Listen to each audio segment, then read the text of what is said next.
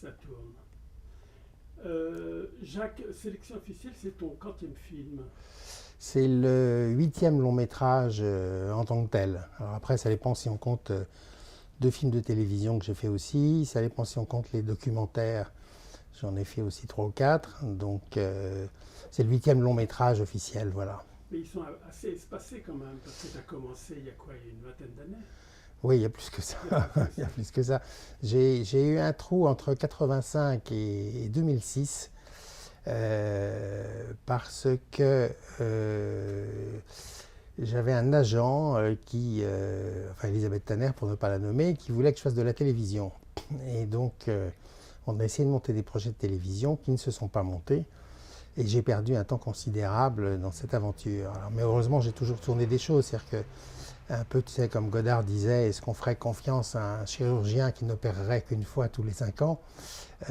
Donc il faut pratiquer, voilà. Donc j'ai pas cessé de pratiquer quand même, puisque j'ai fait des courts-métrages, j'ai fait des petits documentaires, j'ai fait des portraits, un petit peu comme un peintre au gré de l'inspiration. Donc j'ai fait des portraits de gens que je trouvais sympathiques, originaux, intéressants.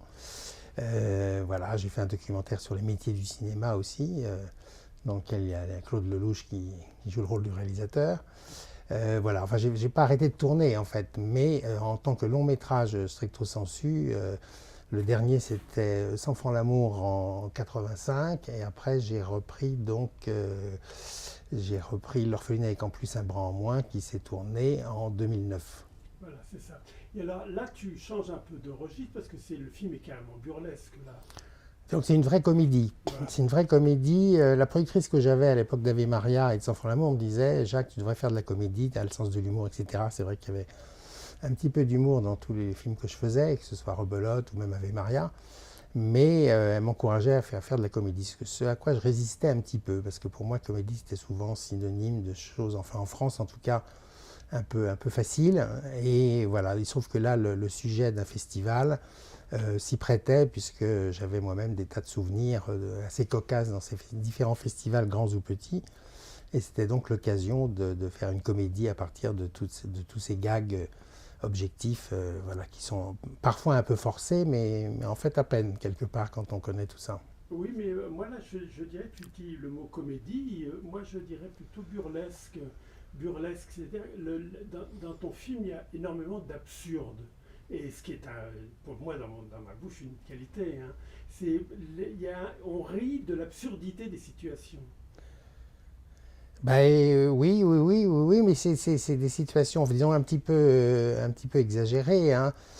Quelqu'un m'a dit que ce film lui faisait penser beaucoup à Daumier, le caricaturiste. C'est-à-dire, Daumier, c'est quelqu'un qui savait dessiner, je crois que c'était même un des premiers caricaturistes, assez bien avec son trait, les personnages étaient ressemblants, mais en même temps Respectueuse. en exagérant les défauts, ce qui provoquait le rire ou le sourire. Voilà, il arrivait à déceler le grotesque chez certains personnages. Et donc c'est vrai que c'est une comparaison qui n'est pas bête, et que c'est un petit peu ce que j'ai essayé de faire moi aussi en partant de personnages réels que j'avais connus, de forcer un petit peu le trait pour que ça devienne carrément marrant, quoi.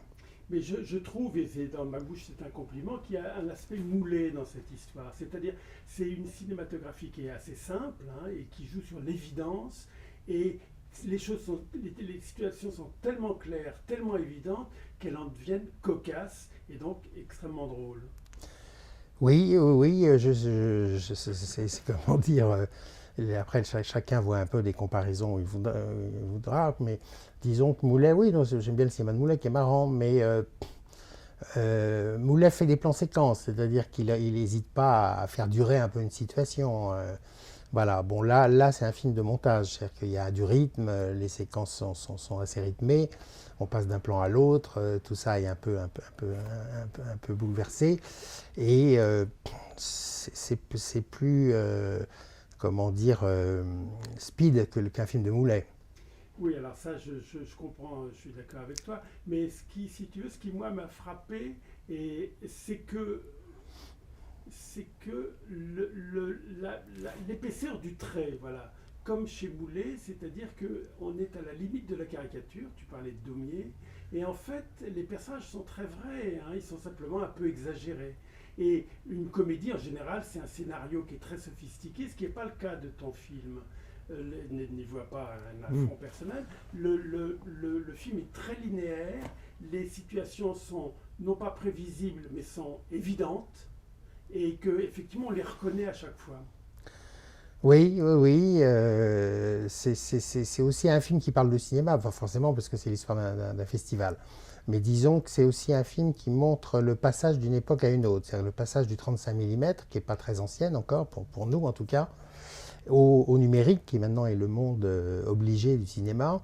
Et c'est vrai que ce passage de l'un à l'autre change beaucoup de choses pour tout le monde, hein, dans le côté concret des choses. C'est vrai que quand une pellicule tombe par terre et que ça finit en vrille, c'est quelque chose qui n'existe pas avec le numérique.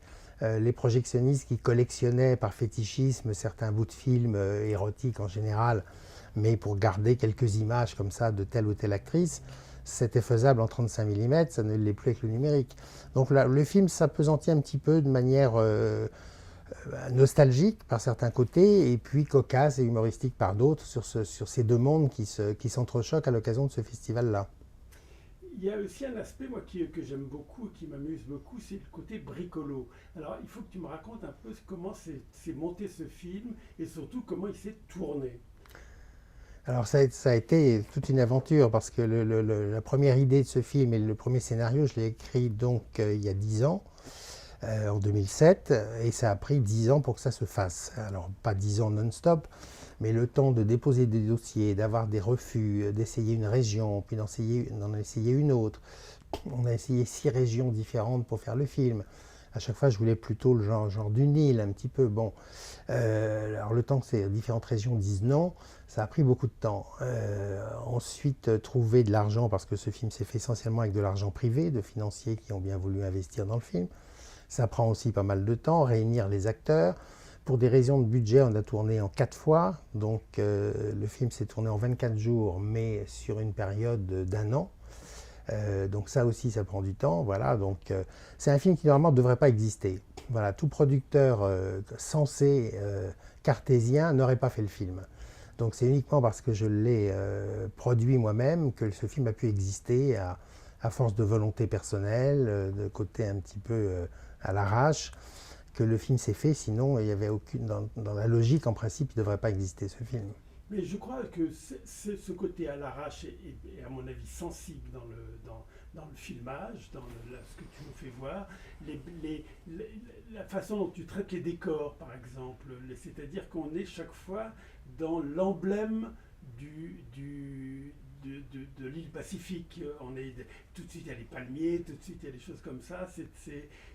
Là aussi, il y a une espèce de caricature du décor que je trouve extrêmement réjouissante. Oui, ben oui, l'histoire du film se situe à La Réunion, donc dans une île, dans un microcosme. Donc c'est un endroit dont on ne peut pas s'échapper. C'est un peu ça, un festival. Un festival, on y va toujours avec beaucoup d'envie au départ.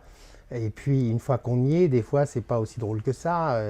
On croise des gens qu'on n'a peut-être pas envie de voir, ou qui se montrent pas sympathiques, où le film n'est pas présenté comme il le devrait. On se sent un peu le parent pauvre de l'histoire. Donc des fois ces festivals, c'est à la fois la meilleure et la pire des choses. C'est un peu ça que je voulais montrer, parce que pour les gens, pour le commun des mortels, quand on parle de festival, les gens imaginent des palmiers à Cannes ou sur la Croisette, un tapis rouge, des starlets, des photographes, puis ça s'arrête là. Ils ne connaissent pas l'envers du décor. Alors un petit peu dans un style différent, mais de même que Truffaut à l'époque de La Nuit américaine nous révélait les coulisses d'un tournage qu'on ne connaissait pas bien à l'époque. Il n'y avait pas tous les making-of qu'il y a maintenant. Donc aujourd'hui, un tournage n'a plus beaucoup de secrets pour le commun des mortels. Mais par contre, les festivals gardent leur part de magie et de côté obscur. On ne sait pas ce qui s'y passe. Or, c'est un festival, c'est un moment très important, puisque pour un réalisateur, c'est le moment où son film va. C'est son bulletin de naissance, c'est son baptême, c'est là où on va voir les premières réactions du public et des critiques. Ça peut être formidable ou ça peut être fatal, donc c'est un enjeu très très important. Et ça, les gens ne le savent pas forcément. Donc le film montre un petit peu comment il faut se battre pour que son film existe au sein d'un festival, pour peut-être décrocher le prix, pour éventuellement se faire remarquer et avoir quelques bonnes critiques. C'est un vrai match de boxe, en fait. Et donc pas si confortable que ça, alors que les gens rêvent sûrement les festivals comme étant un endroit de villégiature formidable, où on est à boire des coupes de champagne au soleil au milieu de jolies filles. Donc le film démystifie, je crois, ce mythe. Il y a des festivals moyens qui ont eu leur heure de gloire aussi, comme Avoriaz. Enfin bon, il y en a eu un certain nombre comme ça. Et puis il y a des tout petits festivals. Et en France, qui est quand même le pays du cinéma, il y a un nombre de festivals incroyable. Il y a presque chaque commune a son festival. Si on voulait, d'ailleurs, on a un ami critique, Jean Roy à l'Humanité, qui a passé son temps à aller dans les festivals. Il me disait, moi, sur 365 jours, je suis 283 jours dans un festival, parce qu'il les fait tous. Donc ces festivals, grands, moyens ou petits, existent et ils sont très nombreux. Et c'est à la fois semblable et différent. C'est-à-dire que ce qui est semblable, c'est qu'un festival, c'est toujours, on est sous les projecteurs, le film est mis à l'honneur, il y a des gens dans la salle qui voient le film, il y a une certaine agitation, une certaine attente. Voilà, ça c'est valable dans tous les festivals, les grands ou les petits. Et puis par contre, au niveau de l'organisation, c'est très différent. C'est sûr qu'un festival comme Cannes se passe pour certains beaucoup dans les palaces, dans les cocktails, les soirées, les fêtes somptueuses. Et puis dans un petit festival, c'est plutôt la pizzeria du coin où on vous donne un ticket restaurant pour aller manger le midi. Voilà, donc c'est pas du tout la même sauce, mais c'est ça qui est amusant. Oui, le trafic des tickets restaurants est assez réjouissant, et chose qu'on a bien connue, bien entendu. Et puis alors, il y a quand même les personnages formidables, celui que joue Bernard Ménez, forcément, projectionniste, comment dire, très chaleureux avec les films nouveaux, enfin très attentif, ce que un peu rêvé, hein, parce que les projectionnistes ne sont pas toujours les plus cinéphiles, mais là on sent qu'il a un goût pour ce qui est nouveau, hein, Ouais. il est en empathie avec tous ces jeunes cinéastes. Alors en même temps, il se prend les pieds dans le tapis, Oui. dans les projecteurs 4K numériques qu'il a du mal à savoir faire marcher. Et puis, il n'a pas les bons cadrages. C'est-à-dire qu'il y a un réalisateur chinois qui a des sous-titres et il le prévient d'avance qu'on ne verra pas les sous-titres parce qu'il n'a pas le bon cadrage. Mais c'est vrai qu'on sent que c'est le cinéma, c'est le projectionniste vintage, un peu comme on l'a connu nous à la Cinémathèque aussi, des gens qui avaient une blouse bleue et qui vivaient dans leur cabine, enfin qui amenaient leur sandwich et qui passaient leur journée là, avec aussi traitant la pellicule comme une déesse, en maniant ça très précautionneusement. Ce qui aujourd'hui est plus le cas des projectionnistes, puisque souvent dans les grands complexes, ils ont 15 salles ou voire plus à gérer. Et tout est géré par ordinateur. On appuie sur un bouton et les rideaux s'ouvrent, les lumières s'éteignent, le film démarre. Ce qui pose des problèmes d'ailleurs quand le son est un peu trop fort, parce que le projectionniste n'est plus dans la bonne cabine quand il faut monter ou baisser le son. Voilà, donc c'est vrai que c'est une autre... c'est un peu comme les pilotes de l'aéronautique avant-guerre et les pilotes d'avions supersoniques aujourd'hui. Et dis-moi, et alors il y a 3 comédiens différents pour faire le même personnage? Même 4. Il y a 4 comédiens. Il y a 4 comédiens. Au départ, c'était un peu un accident. C'est parce qu'il y a, comme je l'ai dit, j'avais tourné en 4 fois. Il y a un des jeunes acteurs qui n'était pas libre pour le deuxième tournage. Alors, c'était où je retournais toutes les séquences avec lui, ce qui était un peu embêtant, parce que c'était pas mal en plus.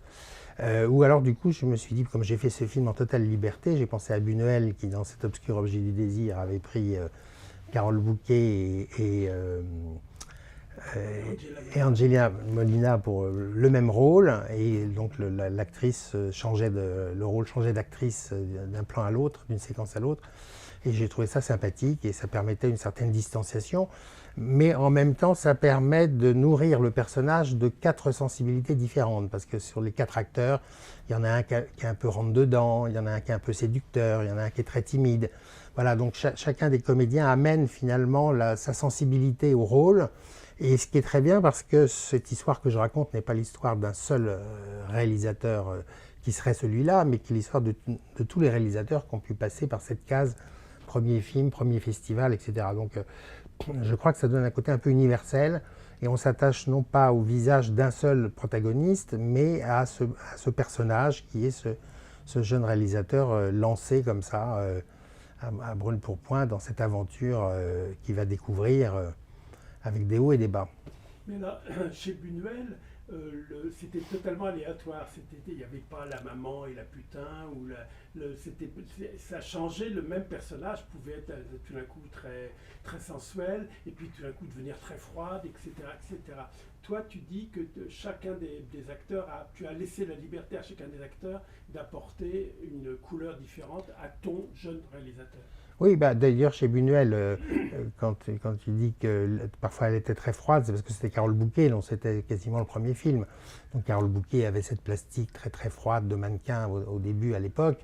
Et puis Angela Molina, évidemment, ça a été cette actrice très méditerranéenne, très volubile et qui était tout à fait différente. Donc effectivement, là aussi, ce personnage de la fille changeait d'apparence au gré de l'acteur. Et c'est ce dont j'ai bénéficié moi aussi. Il y a même un des quatre qui est black et qui amène aussi sa personnalité, un peu surpris par tout ce qui se passe. Voilà. Ce principe qui ne correspond à aucune logique nous met en empathie avec le film. Je ne sais pas pourquoi. Moi, pendant tout le film, j'étais en empathie. Je me disais, c'est marrant, j'ai connu ça, je reconnais ça et tout ça. Mais même là, un type comme Berroyer, qui est un comédien merveilleux, il apporte quelque chose dans son côté filou et glandeur. Et on croit à moitié à ses combines quand même. Oui, Jackie Berroyer joue donc le producteur. Et c'est un producteur, comme il en existe d'ailleurs aussi, qui essaie de monter des coups, qui n'ont pas vraiment d'argent, mais qui, grâce à différentes combines, va arriver tant bien que mal à faire exister un film, tout en draguant au passage quelques minettes, parce qu'on voit que le personnage est un peu dragueur aussi. Et Dreyfus, alors, qui a une espèce de côté démiurgique comme ça, de par son physique déjà, et même par son comportement. Oui, il fait le directeur du festival, donc il est un directeur boulimique. boulimique directeur contesté. Son assistante voudrait prendre sa place, c'est souvent comme ça. Quand quelque chose marche, les gens veulent être calife à la place du calife. Donc c'est lui qui a créé le festival il y a une dizaine d'années, il en avait peut-être même créé d'autres avant, on sent qu'il a consacré sa vie à ça, que c'est un passionné de films, un dévoreur de films. Il dit dans le film à un moment donné qu'il en a vu 50 000 d'ailleurs, voilà. Donc est-ce que ce genre de cinéphile existe encore aujourd'hui? J'en suis pas sûr. Mais donc il est boulimique aussi d'aliments, puisqu'il est très gros et qu'il n'arrête pas de manger dans tout le film, et que ça lui sera un peu fatal à un moment donné d'ailleurs, voilà, sans dévoiler la fin véritablement du film. Mais ce personnage est sympathique parce qu'on sent que c'est un vrai amoureux du cinéma. Voilà, c'est quelqu'un qui vit pour le cinéma et qui l'aime profondément. C'est pareil, je ne sais pas si c'est une posture qui existe encore véritablement aujourd'hui.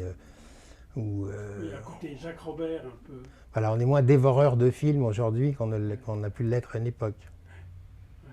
Et dis-moi, alors ce tournage en 4 fois, ça a été épique ou ça t'a stimulé, ça a été compliqué à maîtriser? C'est les deux à la fois, c'est que c'était épique parce que le premier tournage qui a duré 4-5 jours, j'étais tout seul. Donc je faisais l'image, le son, j'avais personne. J'étais seul dans ma voiture avec les acteurs. Ensuite, le deuxième tournage, il y a eu 2 stagiaires qui bloquaient les voitures dans les rues. Et puis après, on a eu 4 maquilleuses. Puis après, on a même eu un ingénieur du son. Enfin voilà, petit à petit, cette équipe s'est constituée au fur et à mesure du film. Donc c'était épique, mais en même temps, ça donne une certaine liberté où j'ai pu faire vraiment ce que je voulais. J'étais un peu dans la posture du peintre avec son pinceau et sa toile, en fait. Ce qui, moi, me plaît bien. C'est un peu comme ça que je vois le cinéma aussi. Et puis ça permet d'aller vite. Parce que, comme tu le sais sûrement, dans une équipe, plus on est nombreux, plus il y a de problèmes. Il y a un problème par technicien à résoudre. Donc là j'étais le seul problème à résoudre. Voilà, donc ça s'est fait dans la bonne humeur. Les acteurs étaient contents de participer à ce tournage. Ils se sont bien entendus aussi entre eux. Et c'était assez joyeux. C'est un grand retour de Jeanne Goupil, là, qui a l'air de se régaler. On voit qu'elle jubile dans les prises et tout. C'est une actrice qui était merveilleuse. Elle avait disparu, on la voyait guère que dans les films de Seria. Oui, donc Jeanne Goupil avait commencé très jeune, je crois à l'âge de 15 ou 16 ans, dans les premiers films de Joël Seria, Ne nous délivrez pas du mal. Elle était dans le dernier moyen métrage de Miller, elle était formidable. Dans Camille ou la comédie catastrophique. Ah oui. Enfin, magnifique. Ça, je n'avais pas vu. C'est une comédienne formidable. Oui, et puis les galettes de Pont-Aven, évidemment. Elle a beaucoup tourné avec son mari, avec Joël Seria. Et puis elle fait de la peinture Oui, maintenant, oui. elle peint. Les galettes, c'était elle qui peignait, hein. Absolument, oui, elle avait dû faire les beaux-arts, je crois, au début d'ailleurs, et puis elle a toujours peint, et maintenant c'est son activité principale, et elle choisit de travailler au cinéma quand ça lui plaît. Donc voilà, donc ça fait longtemps qu'on avait envie de travailler ensemble, c'était un peu les projets qui nous manquaient, mais quand ça a pu se faire, ça s'est fait. Et ça l'a beaucoup amusé de jouer cette journaliste, ce critique, membre du jury, qui a fait un peu de production aussi. Il y a une espèce de confusion générale entretenue par chacun. Personne n'a un rôle purement défini. Ils sont tous un petit peu, ils empiètent sur les autres. Je parle de l'encadrement parce que Ouais. tes 4 jeunes réalisateurs, eux, sont sur la même lignée et tout. Ouais. Et ton actrice, alors, c'est qui cette jeune femme? Alors Margot Vallée, je l'ai vue au théâtre dans une pièce de Raphaël Biédou. J'étais venu voir une autre comédienne d'ailleurs que je voulais voir, qui était un peu connue. Et puis il se trouve que dans cette pièce, c'est elle que j'ai remarqué, qui m'a paru tout à fait formidable. Donc je lui ai proposé ce rôle. C'était un premier rôle pour elle, donc c'était assez excitant. Elle était ravie de le faire et elle s'est investie, elle a choisi ses costumes, etc. Enfin bon, donc c'était assez sympa. C'est très joli, le truc qui tombe. Oui, oui, oui. Oui, il y a un petit clin d'œil aux fameuses marches de Cannes et à la bretelle de soutien-gorge, voilà, de Sophie Marceau, Ouais, ouais. qui tombe au bon moment. Et puis Zulu, Alors Bruno Puzulu, que moi j'avais remarqué dans le film de Jean-Luc Godard, c'est un être absolument délicieux. On s'est rencontrés, on a sympathisé. Il y a eu une sorte d'élection mutuelle et il avait envie de travailler sur ce projet et moi de travailler avec lui. Il a été formidable. Je lui avais donné un rôle pas facile puisqu'il jouait le rôle d'un réalisateur polonais un peu acariâtre, comme on en rencontre parfois, des fois, qui n'ont pas fait grand-chose mais qui sont plus exigeants que s'ils étaient Roman Polanski. Donc, on imagine comment il s'appelle ce mec. Non, il n'est pas polonais, le type qui a fait ces films très obscurs. Baratas. Bartabas? Non, non, non. Non. Ah, Euh, oui, oui, oui, oui, je vois ce que tu veux dire. Oui, oui, oui, oui, oui. Oui, très noir et blanc. ouais, Oui, ouais. oui, oui. C'est drôle. Et alors, vous l'avez beaucoup improvisé. Est-ce qu'il y a de l'improvisation dans le film ou tout est écrit au petit poil? Il y a eu de l'improvisation, tout était écrit, mais il y a eu de l'improvisation quand les acteurs ont eu envie de se lâcher un petit peu, comme dans une partition de jazz où à un moment donné, le saxophone va décider de jouer sa partition, sa partie à lui. Donc, notamment Jean-Christophe Bouvet, qui joue Oui. le critique cinéma, Ouais. qui a totalement improvisé sa séquence, et qui est très drôle dans Ouais. ce personnage. Mais Puzulu, il a l'air de se régaler à improviser, justement, non? Oui, alors c'était écrit, mais il l'a joué à sa façon. Mais c'était très écrit. C'était très écrit, mais il a fait cette composition du réalisateur polonais en jouant pas trop sur l'accent, mais en jouant en tout cas sur son côté caractériel. Il se compare toujours à Polanski d'ailleurs, Bah oui. prétendant que ses films sont peut-être même mieux que ceux de Roman Polanski. Bah, c'est vrai parce qu'on les voit pas, on sait pas. Ouais.